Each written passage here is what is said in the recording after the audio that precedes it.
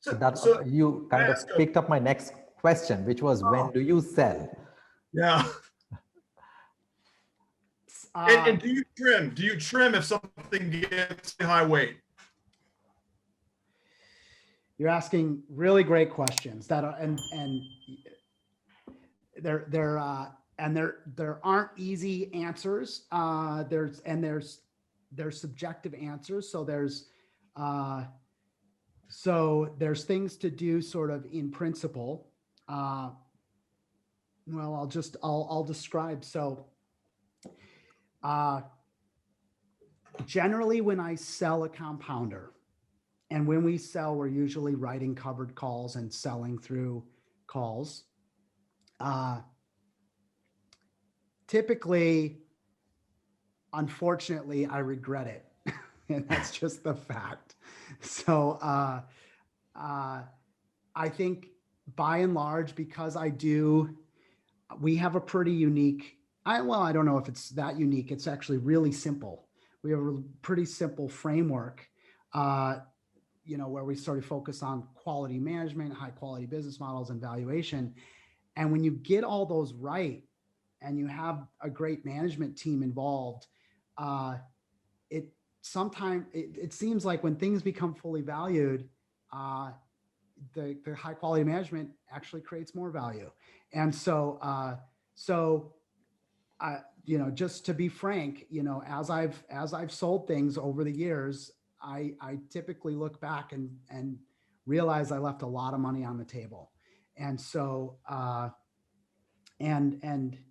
yes, so that's part of it. All right. The other challenge, and the thing that you asked, is do we trim? And so the idea in principle is you don't cut the flowers and water the weeds. You let your winners grow, and they might become enormous. But as they become enormous and they grow, your portfolio does quite well. The challenge is, and maybe this is too much detail, but the reality is that when you have, so we do let things grow quite a bit. If you know a company, I'm thinking of a specific example, and maybe we'll address it, but if you have a company that grows quite large in your portfolio, and you really understand the dynamics of the business, and you can see, like you really understand. So I can see, it's really like the price might sit here for a really long time, or it could even have a large drop, something that I could handle, but my clients or limited partners won't be able to handle. It becomes a really difficult situation. Because I know that even though in principle holding it is the right thing, it might create a quarterly 25% drop in the portfolio, which will cause panic among the group, all of my partners who don't have that same amount of detail. No matter how much I explain it, it doesn't get through to many people. So in your own portfolios, yeah, you probably don't trim very often. Sometimes we're in situations where trimming is a little bit of a necessity to sort of protect clients from their own psychology. So I don't know. I'm kind of hedging a little bit here, but it's just the reality of the situation. When you get positions that grow to 25, 30%, sometimes it's okay to take a little money off the table. I think that's fair. I mean, it's not an easy question. I think I'd heard that, Claude Shannon did like a coffee can portfolio, and one of his holdings at the end of his life was like 80-something% of the portfolio. Yeah, that's right. So that's what tends to happen if you truly stick to the principle, and you'll do probably quite well. You can do well with trimming and finding another idea also. So you don't have to let it get quite that big.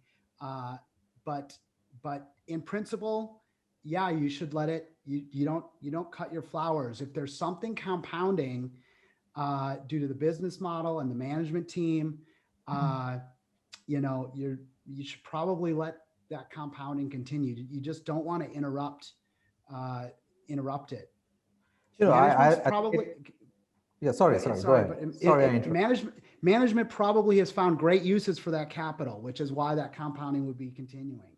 So if they're able to reinvest that capital at, very high ROEs, and they're doing smart things with the money, it's great to just let that grow. I mean, I guess, again, it boils down to how deeply one understands a business, right? I mean, the irony is the richest people in the world have the most concentrated portfolios. I mean, ask Jeff Bezos, so he's not going to sell Amazon stock just because he needs to rebalance his portfolio. So the deeper you understand the business, the more you can think like a business owner. And the fact that, one company has become, let's say 60% of your portfolio, it doesn't worry you. It will worry you if it's just a black box for you. So, that's where I guess all that urge to trim and rebalance comes in, even though, mathematically it may not be the most optimal thing to do. Yeah. I mean, if I can comment on that, first of all, so that's correct. Of course, folks like Bezos have very concentrated positions. But there is some survivorship bias, right? So there's a lot of folks out there who tried that approach, and you don't know about them because they didn't make any money. They didn't make it. So That's stuck. the challenge with having a concentrated, that level of concentration in a fund is that although you may recognize that you're going to have 30% IRRs over the long term, if it's up 100% in 1 year and then down 50% and then flat, and then you have to wait 3 years, people become really impatient.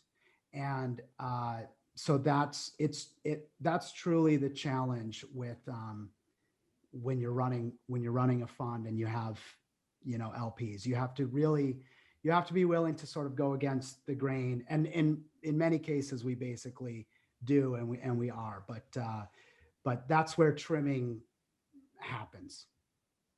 I think, Manuel, you had a question. I saw your light go on and then it got hijacked. My questions have all been answered. You guys are doing a fantastic job. Okay. Thank you. Fantastic. Follow Matthew Peterson at his website and YouTube channel with the links included in the video description below. If you have enjoyed this video, please smash the like button below and subscribe to our YouTube channel. Join our investment forum at Facebook. Link in the description below.